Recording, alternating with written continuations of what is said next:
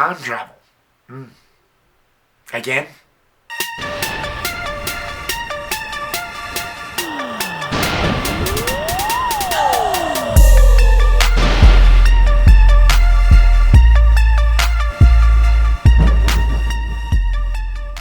The Adam Project was directed by Shawn Levy and stars Ryan Reynolds, Mark Ruffalo, and Walker Scobell. And it tells the story of a time-traveling fighter pilot in 2050 who accidentally travels to 2022, then teams up with his younger self to try to save the future. What's up, everybody, and welcome back. Thank you so much for taking the time and effort to click on this video. Now, this is a film that I've caught wind of, and it's been very recently. It's not one of those that I've heard of too much. Maybe a couple times in theaters, so no shocker there, it didn't get a theatrical release. It's on Netflix. You can go check it out right now. I love Ryan Reynolds. Let me just go on record there. I love Ryan Reynolds as an actor. He's cool. He's funny. He's such a smart ass. I'm telling you, that man puts the A in smart ass, pretty much. And I never had a problem with time traveling story concepts. Although I know it's been done countless of times, I like them. I think they're pretty fascinating. But does this movie really live up to its somewhat expectations, if there's been any?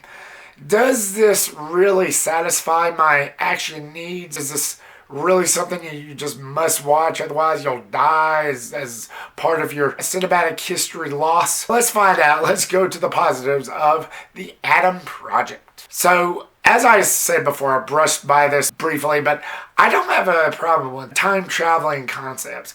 I really did like the way it was executed in this film. Now, I know it's been done several times. Now, I'm only speaking from the MCU because they've done it a couple times in that. I mean, mostly dealing with the multiverse, but still, time travel concepts have been done many times before. I've never seen Stranger Things, but I know that was one of the things that was utilized a lot in that, which I do plan on seeing one of these days. I know that's on Netflix too, but yeah, again, I like the way that they executed it in this film. You basically have this guy who's Ryan Reynolds, who you see at the beginning of this film flying in the sky all the way up to space, and then he opens this portal and he travels back to 2022. But he was actually meaning to travel back to 2018, which they also do, to try to save the future. And he just so happens to run into his younger self. Again, it's a pretty interesting storyline. Of course, you got bad guys chasing him. What's an action movie without that? It's a cool concept. While recognizing it's been done countless of times, it was still pretty cool. And I gotta talk about the main characters. Notably, Ryan Reynolds and Walker Scobell. Walker Scobell, who plays the 12-year-old Ryan Reynolds, he's a dead ringer for Ryan Reynolds. And it was a perfect casting choice because they feed off each other so well, to the point of where, wow, I'm actually watching an obnoxious 12-year-old Ryan Reynolds. And I know this may be a little bit on the nose. I don't know what this kid is planning for his future. I mean, he's only 12, but he could be the next Ryan Reynolds because of the way he played this character.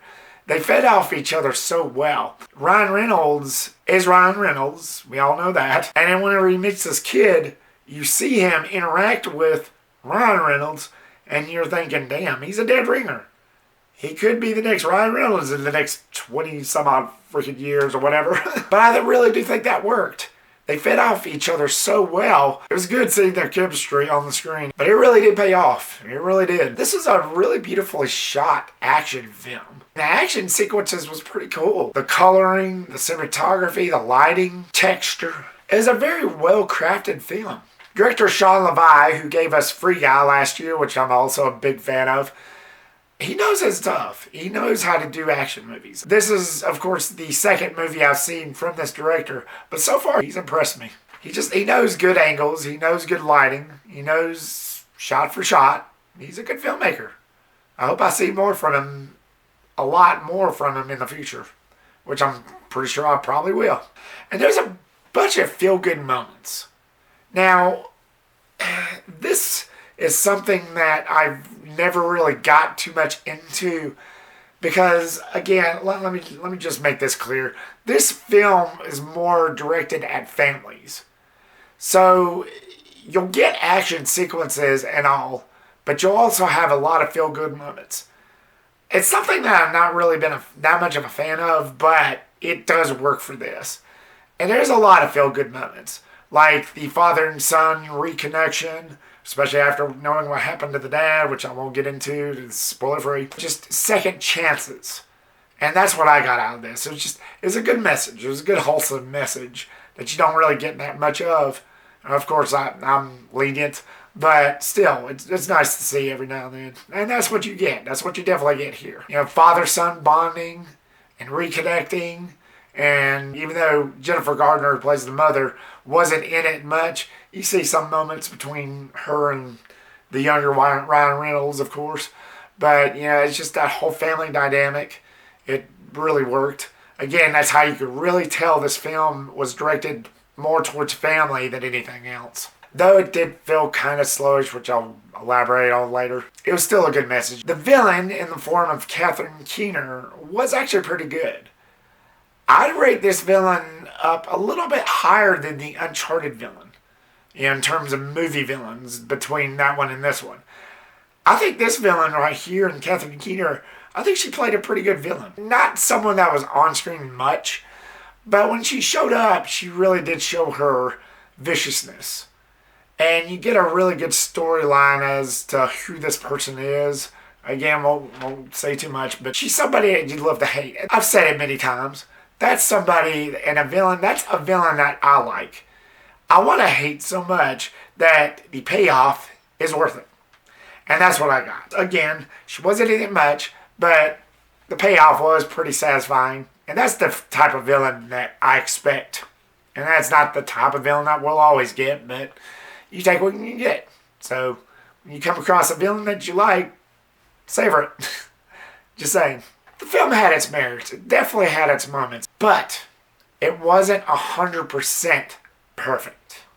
Maybe 85%, 90%, if I was to put a percentage on it. So let's dive into the mix. Ryan Reynolds. And I brushed by this briefly earlier. And let me go on record here. Again, I really do love Ryan Reynolds. I think he's a really good actor. He's a really awesome action, type actor. I loved him in Deadpool. I loved him in Free Guy. But that stigma of Deadpool, ever since that film, he's always the same. He's always got that smart persona to him where you just love to hate him. He does that in every single thing, and I think that's mainly due because of Deadpool. You get some humor in here, though it's not as heavy, it's not as colorful as Deadpool. This is mostly directed towards family. It's not as colorful or it's not as harsh, but still, he plays the same character. And he plays that same persona where you kind of wish that he would change it just a little bit, just once. But again, I love Ryan Reynolds.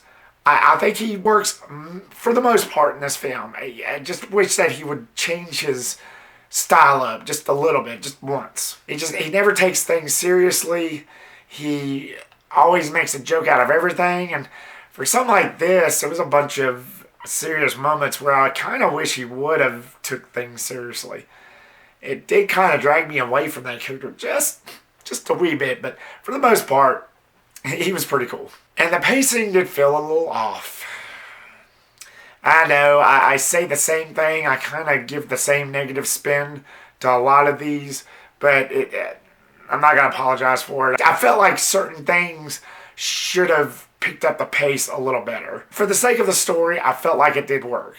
But I felt like also that it did need a few more action scenes in it. Hey, I'm an action junkie. I've said it many times. I'm an action junkie. Just fill me up already. I didn't hate it. That should count for something. And I was sliding into the negatives, and I only have one. Mark Ruffalo's character, who plays the dad. Now, there are certain scenes in this when he finds out that he is visited by his two sons, the past and the present, or the past, well, both past, but like one older and one younger, of course. You don't really get that much from them. If I was to meet my sons and they both came from a different timeline, and I knew that this stuff was real, I would kind of show a little bit of more emotion. I didn't get much from Mark Ruffalo because of that. It just took me away from that character. Like, just show a little more, dude. I didn't really catch much of anything from him. I wish they would have given him more to do. I just felt like they didn't. But the Adam Project isn't going to be for everyone, but it's still pretty decent. You'll still enjoy it for what it is. If you're a fan of time travel and Ryan Reynolds, you'll have a good time with this happy accident. The Adam Project. Have you seen it yet? What did you think of it? Are you a fan of time travel? Are you a fan of Ryan Reynolds? Are you a fan of the concept of as a whole? Or was this not your cup of tea? Was this just something you've seen countless of times and just tired of it? Leave me a comment down below and give me your thoughts.